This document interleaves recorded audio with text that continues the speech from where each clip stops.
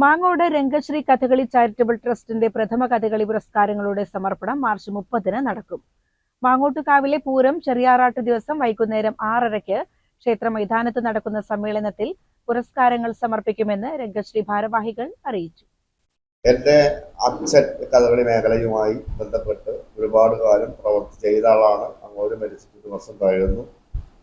അതിൻ്റെ ഓർമ്മയ്ക്കായി പ്രഥമ പുരസ്കാരമായിട്ട് ഞങ്ങൾ രംഗശ്രീ കഥകളി കൂട്ടായ്മയും അതേമാതിരി തന്നെ കുടുംബവും കൂടി അവാർഡ് കൊടുക്കുന്നത് കുടുംബമാണ്.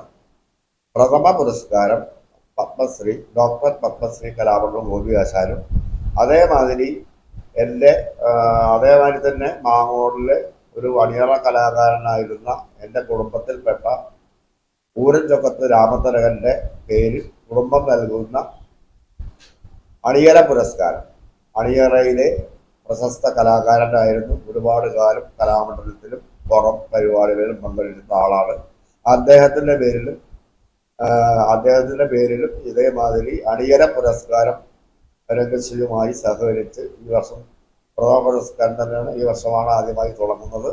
അതേമാതിരി മാങ്ങോടുമായി ഒരുപാട് കാലം ബന്ധമുണ്ടായിരുന്ന ശ്രീ കോട്ടക്കൽ കൃഷ്ണൻകുട്ടി ചെണ്ടവാദനത്തിൻ്റെ കുലഗുരുവായിരുന്ന അദ്ദേഹത്തിൻ്റെ പേരിലും, അദ്ദേഹത്തിൻ്റെ നാട് മാങ്ങോട് തന്നെയാണ്, അദ്ദേഹത്തിൻ്റെ കുടുംബവും ഒരുപാട് കാലം കോട്ടക്കൽ അധ്യാപകനായി ഒരുപാട് കുട്ടികളുടെ ആശാനായി വളരെ പേര് കേട്ട ഒരു കുലഗുരുവായിരുന്ന അദ്ദേഹത്തിൻ്റെ പേരിലും അദ്ദേഹത്തിൻ്റെ കുടുംബങ്ങൾ രംഗശ്രീയുമായി സഹകരിച്ച് പ്രഥമ പുരസ്കാരമായി സദന വാസുദേവനാണ് നാദലയം പുരസ്കാരം സമർപ്പിക്കുന്നത്.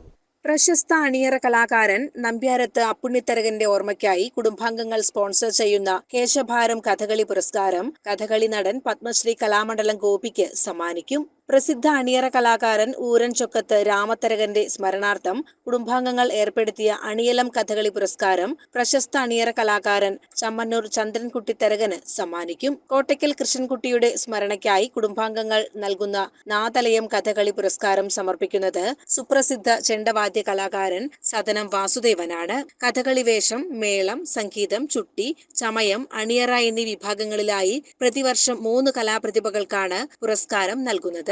10,000 രൂപയും കീർത്തിപത്രവും അംഗവസ്ത്രവും അടങ്ങുന്നതാണ് ഓരോ പുരസ്കാരവും. March 30 Sangeetha Nataka academy chairman Mattannur Sankarankutty Marar പുരസ്കാര സമർപ്പണ ചടങ്ങ് ഉദ്ഘാടനം ചെയ്യും.